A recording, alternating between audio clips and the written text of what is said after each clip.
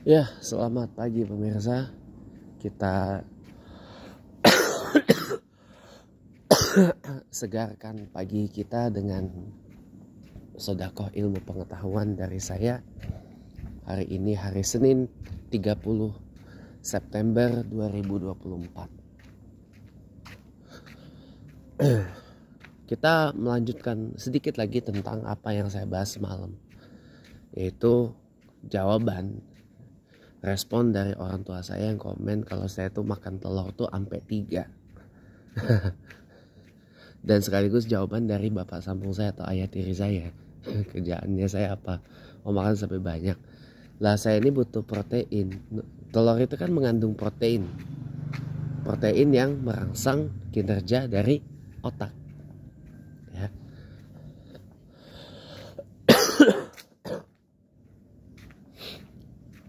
Telur itu mengandung protein yang merangsang kinerja dari otak.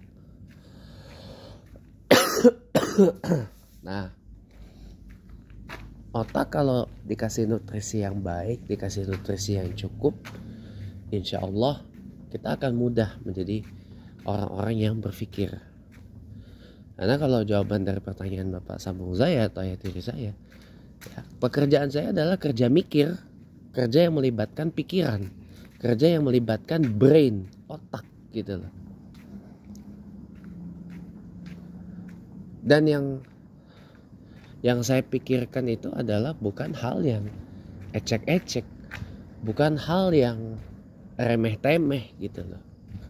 Saya bukan penganut aliran seperti orang tua saya yang hal yang ecek-ecek, hal yang remeh-temeh aja tuh diributin dan dipikirin. Saya mencoba melawan stigma, udah hidup gak usah dibawa ribet, gak usah terlalu banyak mikir, jangan terlalu banyak dipikirin, jangan terlalu banyak pikiran hidup.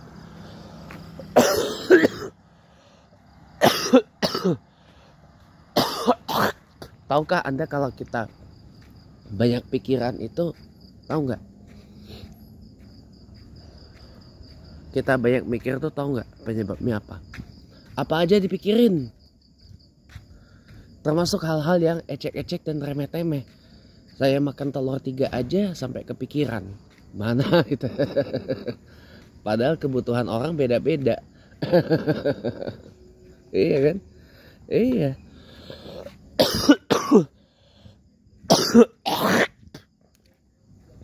Kebutuhan nutrisi orang itu beda-beda.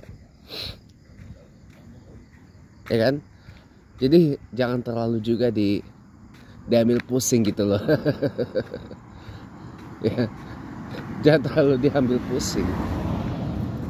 Orang mau makan sampai berapa. Ya, apalagi kalau saya, karena saya ini membutuhkan nutrisi protein untuk apa? Untuk mikir. Ya. Makanan itu kan 4 sehat 5 sempurna kan kandungannya. Ada protein, ada karbohidrat, ada protein, ada vitamin, ada kalsium, ada lemak, ya kan? Kalau lemaknya yang diperbanyak, apa yang terjadi? Mudorot, obesitas, gitu loh. Tapi kalau vitamin yang diperbanyak, protein yang diperbanyak, yang terjadi apa? Justru bagus. Vitamin menjaga daya tahan tubuh, protein meningkatkan kinerja otak, gitu. Tapi harus balance, makanya harus balance. Tapi kalau proteinnya banyak, otak kita akan berpikir lebih baik.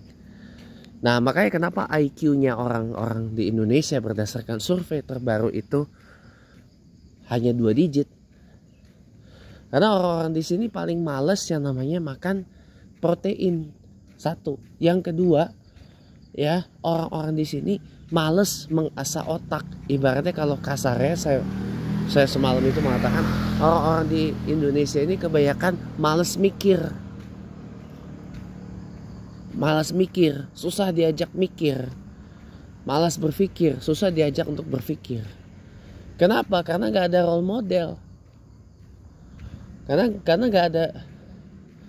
Karena Indonesia ini gak ada sosok pemikir yang berpengaruh luar biasa. berpengaruh yang memacu masyarakat itu untuk berpikir.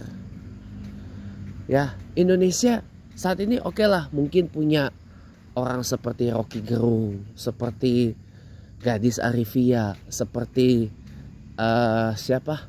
Lutfi Asyokani, seperti Anies Baswedan dan sebagainya. Beberapa pemikir-pemikir lain yang nggak begitu banyak dikenal oleh Indonesia, orang nggak seperti Frans Mahnis Suseno, ya, maupun para pemikir-pemikir lain yang hebat-hebat. Contoh seperti almarhum Nurholis Majid atau Cak Nur. Orang-orang seperti banyak sih. Syafi'i Ma'arif, orang seperti Gus Dur. Gus Dur itu juga sebenarnya ada seorang pemikir loh. Tanpa kita sadari.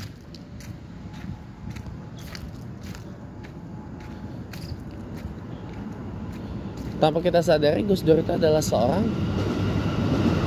pemikir.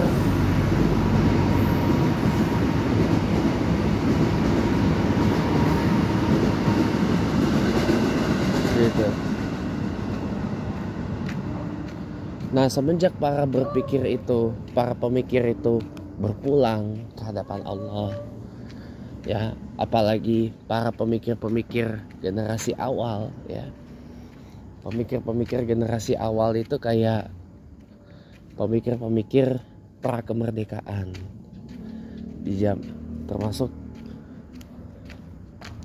pemikir-pemikir yang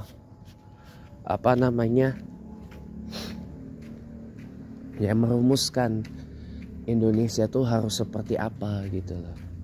Yang tergabung dalam BPUPKI, Badan Penyelidik Usaha-Usaha Persiapan Kemerdekaan Indonesia, PPKI, kemudiannya Panitia Persiapan Kemerdekaan Indonesia. Itu kan isinya para pemikir-pemikir, termasuk Bung Karno dan Bung Hatta sendiri yang merupakan seorang pemikir, seorang thinker gitu loh. Nah, di zaman sekarang Indonesia kurang itu.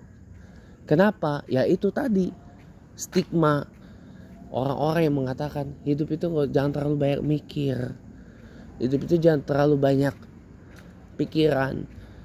Ya hidup jangan terlalu banyak mikir, apa aja ya, makanya jangan apa aja dipikirin. Ya, hal yang ecek-ecek, yang remeh-temeh, yang sekiranya bisa diabaikan, ya udah abaikan aja. Hal-hal yang sekiranya itu hal-hal yang sepele, hal yang remeh-temeh, hal-hal recehan, ya nggak usah dipikirin. Ya, orang kena dogma seperti itu sebenarnya sindiran. Stigma itu, pernyataan itu sebenarnya pernyataan sindiran. Agar kita jangan memikirkan semua hal. Karena tidak semua hal itu harus kita pikirkan. Simple. Kalau saya menganut denom, menganut alirannya, bagaimana kita memikirkan hal-hal yang besar, hal-hal yang substantif, hal-hal yang konstruktif untuk negara Indonesia kita ini. Bagaimana Indonesia kita 5 tahun ke depan, 10 tahun ke depan, 20 tahun ke depan, 50 tahun ke depan, 100 tahun ke depan, 200 tahun ke depan. Ya. Bahkan hingga 1 milenium ke depan. 1 milenium itu 1000 tahun. Ya.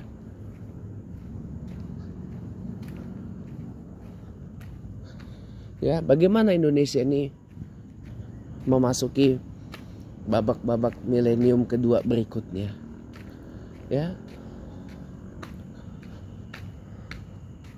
Bagaimana paling tidak kita memikirkan bagaimana tingkat kemiskinan di Indonesia bisa turun, tingkat pengangguran di Indonesia bisa turun, tingkat kriminalitas, tingkat stunting di Indonesia bisa turun.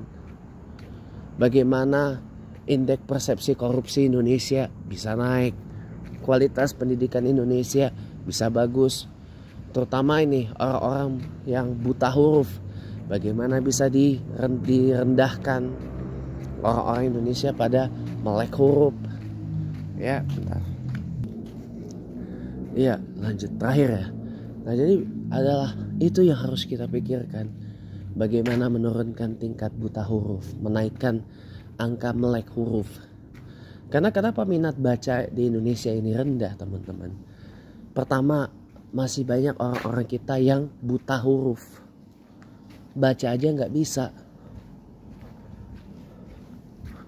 Ya, yang kedua, minat bacanya berkurang karena apa? Karena orang menganggap baca buku tuh nggak menarik. Orang lebih senang main game, main judi online, main judi. Ya, orang lebih senang main. Ya, menghafal itu juga mengasah kinerja otak loh. Tapi dengan kita membaca itu adalah jembatan untuk mendapat ilmu pengetahuan. Nah, bagaimana sekarang mendorong masyarakat Indonesia agar minat bacanya tuh bagus gitu loh. Ini harus kita pikirkan sama-sama. Jadi hal-hal besar. Makanya kalau kita bayangin ya, kita coba pikirkan bagaimana Indonesia melahirkan para pemikir-pemikir seperti Ki Hajar Dewantara yang lain, yang sekarang ini. Wah, maju negara kita cuy. Ingat, Indonesia ini didirikan oleh para pemikir, oleh para thinkers, di samping oleh para pejuang. Indonesia didirikan oleh para pemikir. Republik Indonesia dilahirkan oleh para pemikir. Ya, NKRI didirikan oleh para pemikir. Ya, jadi mari kita menjadi orang-orang yang berpikir gitu loh. Mari lahirkan para pemikir-pemikir baru di abad 21 Indonesia ini. Terima kasih, selamat pagi.